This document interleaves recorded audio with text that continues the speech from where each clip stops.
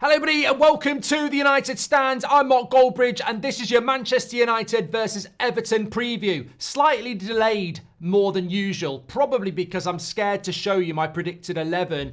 That is probably the big issue as to why we've been a bit late with this. I will reveal that to you in a moment. We've also got some interesting stuff on Everton and some interesting stuff coming about Mazraoui. Don't worry, it's very, very positive stuff. But just as a bit of a Christmas theme, I just want to say tonight on the 8 o'clock show live, we will be turning on the Christmas lights officially with the tree, which is something we want to do every year from now on. And as you can see, our fuller range of Christmas jumpers are now out. Scan the QR code, which is covering up the team news, because I want to add a little bit of drama towards it, because we're playing Everton tomorrow. So let's make today about Christmas things, because tomorrow, who knows what's going to happen. It should be a win for Manchester United. And before I show you the team, I just want to say Everton have only won 2 games this season. They are a team that doesn't score many goals and they don't win many games. And despite Ipswich, Southampton and everybody else being down at the bottom as expected, it's difficult for those teams to come into the Premier League and adjust.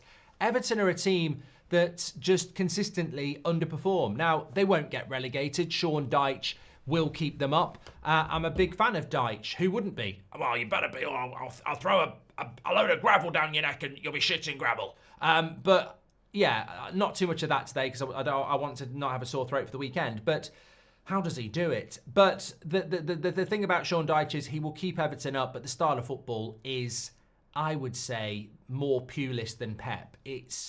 It's a brand of football that I don't know why Everton fans put up with it. And that's not on Dyche, that's on the ownership. There are teams such as Fulham and Brentford who play good brands of football, and Bournemouth, and still might end up in the bottom half of the table. So Everton are just consistently irritating. They're an irritating team to play. They're well organised, they're physical, as Amorim said in his press conference, and they are the sort of game that if you don't win, you get very frustrated. And if you do win, you just go, well, I'd expect that against Everton at home. So United need to win tomorrow. I think that above everything is really important. Looking at Everton's away record this season, 1-1, drawn 2, lost 3, scored 5. And conceded 9. So they're not shipping loads of goals, but they're not scoring that many either. Man United's home record, played 6, won 3, drawn 1, lost 2. Only scored 7 goals at home in the Premier League and have conceded 8. So, look, this is a legacy of Ten Hag. Obviously, this is Amorim's first home Premier League game, so we need to start scoring some goals. And I think that's the thing I want to say before I reveal this team, which I will do now, is that when it comes to Amorim and Manchester United, we do need to start scoring goals. That is something that is absolutely imperative. And we saw against Bodo Glimt that we can create chances. So let's have a look at this team for you. Well, look, you might see a few surprises there because I think we're learning about Amorim. I'm saying that we've got to score goals, and we do, but we're also learning about Amorim in relation to what he's all about. When he says stuff, I'm believing it. So when he says we've got to rotate because we've got loads of games, I think the big name there is Rasmus. Why are you not starting Rasmus, Mark? And look, I might be wrong. Part of me hopes I am wrong. But we've got Arsenal on Wednesday. We played Bodo Glimt last Thursday. That's 3 games in 6 days. He said, I want the players to give everything because that's what the only way I can get them fit is through game time. So I want them to give everything, and I'm going to have to rotate. So if he's got to rotate, do you really think we're going to see Rasmus play 90 minutes against... And Garnacho. Garnacho's not in the starting lineup. Do you think we're going to see Garnacho and Rasmus play against Bodo Glimt, Arsenal and Everton? And that's my thought process. So I'm taking Amorim literally when he says we've got to rotate. And I'm taking that interpretation as this is a manager telling us he's going to rotate because there's so many games and he needs to give people game time and rotate people out for freshness while he learns what his team is. So I presume he will rotate, and there is a lot of rotation in that team. There's no Agate there either. Now, I'm sure people in the comments are going to go, no. That's not going to happen. But rotation is that. That's what rotation is. It's simplified there. Like, you know, that is what rotation is. It's taking players out of the team and not burning them out across 2 or 3 games so that they pick up an injury. And I don't like it. I want Rasmus to start. I want Ugarte to start. But I understand it, and it gives other people chances. So I think we will see Onana in goal, obviously. I think Mazraoui will continue at the right-sided centre-back. We'll talk about him in a moment. De Ligt obviously was taken off. I think he'll play. Martinez was taken off. I think he will play. I think he'll stick with those 3 because Yoro's not ready yet, and I don't think Maguire's ready yet, although who knows, either of them could be on the bench, but I think that'll be the 3. Ahmad will come back on the right-hand side because I think he wants a winger on the wing, and Ahmad can do the defensive work. I think Delot will continue on the left-hand side because you can't put Malacia there, and I don't think Shaw's fit enough. Into the midfield too, I think it was quite telling that Eriksen wasn't used at all. I think he will use Eriksen, and I think Mainu will get his start. Now, I might be completely wrong. It might be Ugarte and Casemiro, but I think if we are rotating, and he is about rotating, then I think fresh legs and also giving Mainu a start. Many people wondered why Mainu didn't come on against Bodo Glimt, and I was wondering if... Because I've always been an advocate of this, that bringing a player on for the last 20 minutes and them doing well against a team that's tired is very different to starting a player in a game where everybody's not tired. And I was just wondering whether the reason Mainu wasn't brought on against Ipswich was he wasn't quite ready. The reason he wasn't brought on against Bodo Glimt is because Amorim was thinking, I want to give him a hard training session on Friday and then start him on Sunday. So maybe there's a hint there. I might be completely off, but that's my hint on that. Mainu and Eriksen in the midfield, fresh. Then I think Bruno will obviously play, so he's got to play in behind the striker. If Garnacho's being rested, I can't see anybody else that's going to play in there other than Rashford, because Mount and Bruno probably don't work. Of course, he might pull Bruno into the Eriksen position and play Mount again, but I think Rashford will start in behind the striker because Garnacho played on Thursday. Left-hand side, obviously, we've got Delot, which I've already said, which leaves Xerxes up top instead of Rasmus, because again, there's another player like Mainu that hasn't played since Ipswich. Well, Mainu didn't play against Ipswich. So there's a lot of change in that team. So almost too much change. I'd almost give a warning that when I do this on FIFA, in the Carabao Cup games, I tend to get beat because you can make lots of changes that on paper looks good, but the fluidity can go. But that's not necessarily a problem at the moment because Amorim wants to give people game time in these early few weeks and keep them involved. If he doesn't give Xerxes a start against Everton, then he's not involved. He hasn't started in any of the first 3 games. So is that a big message? Even Anthony started against Bodo Glimt. So I think that Rasmus will be off the bench with half an hour to go, and I think he will start with Xerxes because I think against Arsenal he's going to want to go strong, and I think that's why Garnacho, Ugarte and Rasmus will be on the bench for this game, and other people were given a start. Now I know that there'll be people in the comments and get your 11s in. I mean, I read them on for the Wednesday for the Bodo Glimt game. They're really interesting, and 1 or 2 people got really close.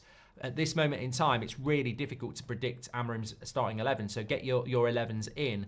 But give me your thoughts on mine as well. I'm doing that not on what I would do. I'm doing it based on what our manager is saying, that he's got to rotate at this moment. And I understand that for 2 reasons. 1, as we've said, because he needs to get a look at a lot of players. And 2, it's 3 games in 6 days. And he is absolutely telling his players to burn themselves out in games because that's how they're going to get their fitness up. The recovery is coming, like if you played on Thursday night, you didn't train Friday and you don't really train today, you're just ready for tomorrow. So what is basically happening with United at the moment is their training is game time, and he's asking for that intensity.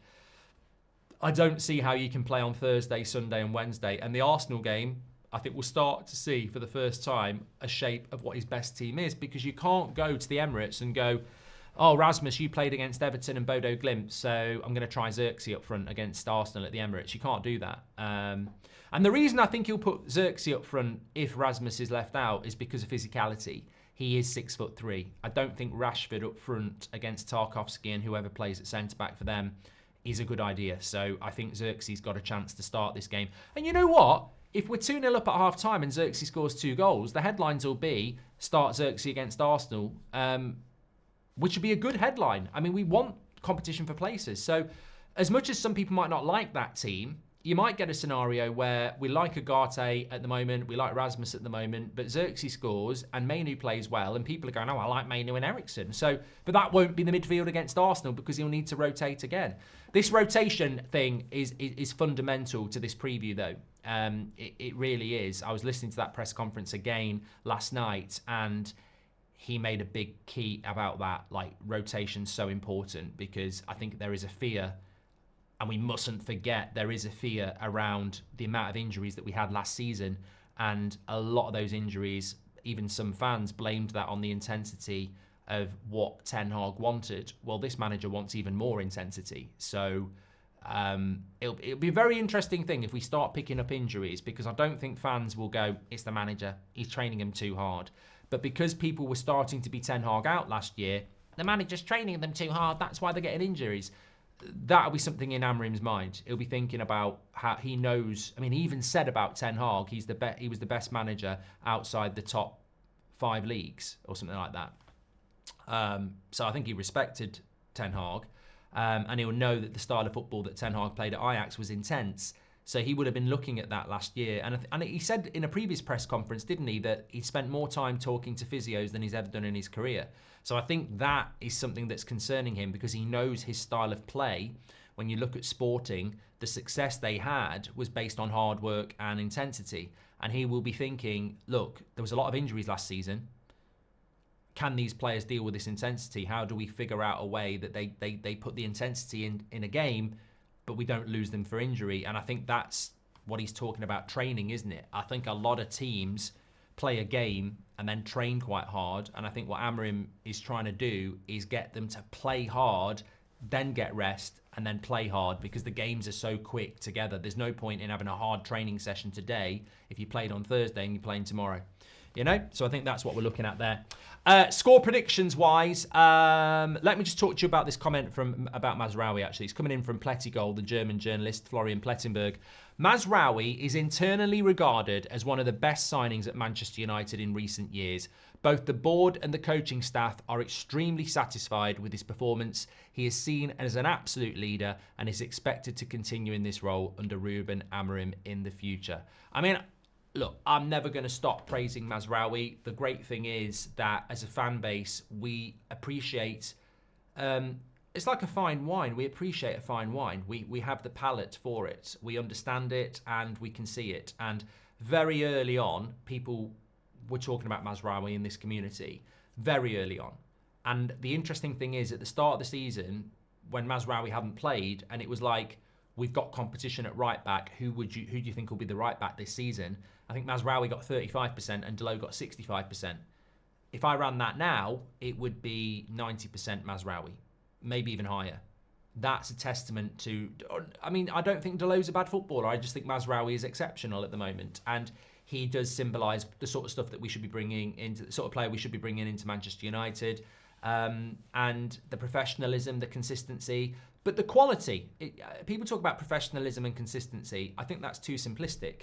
Scott McTominay was professional and consistent in his approach, but he didn't have the quality of a Mazraoui. Quality, it doesn't matter how hard you work in life, you've still got to have talent, and he has talent, and he has consistency, and he has mentality, and that's the most important thing. And we do need more players like that. And he does stand out like a light in the darkness compared to many other players that we've brought in and currently have at the football club. But it's such as I say, it's such an obvious thing by players like Mazraoui. There's plenty of them out there.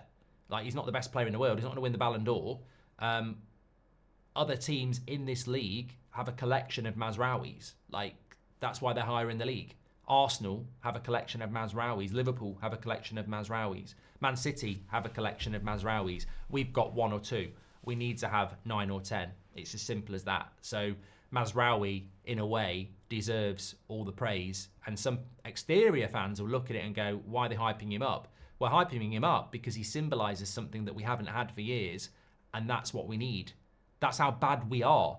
That type of a player is so important to us because we just don't have that consistent player. So quality as well.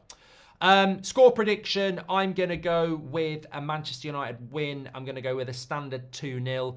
Everton don't tend to get battered They don't score many, but they don't concede that many for where they are in the league. So I think we'll have to battle. I'd love an early goal. He's had 2 early goals in both games. I'd love an early goal because these are the sort of games at home, whether you're Arsenal or United, where Everton come, you're expected to win. They can be quite dogged, and we need an early goal. Just changes the complexion of the game. The longer it's level, the more they grow in confidence. So I'm going to go 2-0 United, and I'm very interested to see what you think about my lineup, but also what yours are in the comments, and also how close I am with that. Maybe when Amorim's talking about resting, it's just a bit of a mind game. Maybe he'll start Garnacho, Agate, Rasmus and take them off after an hour if we're winning. He might do it that way. But I've gone with the other way, that he'll bring them on if he needs to and start other players and give them a chance. Don't forget, link in the video description for our Christmas jumpers. Get those orders in now because you'll get them for Christmas. This is back again. Merry Christmas, you bloody prat. This is back again. I didn't know whether we were selling them this year, but it is, so I can wear it. And this is back from last year as well, which I absolutely love this design. I'm just showing you some different ones because you've seen the Amorim ones. You've seen the Garnacho ho-ho. This one I absolutely love. Treble winners, and it's got on the baubles all the numbers and all the players as well. Lovely, lovely. I love it. I might wear that for the... I'm going to wear this one for the Christmas light turn on later. Don't miss that show at 8 o'clock. We're turning on the Christmas lights at 8 o'clock.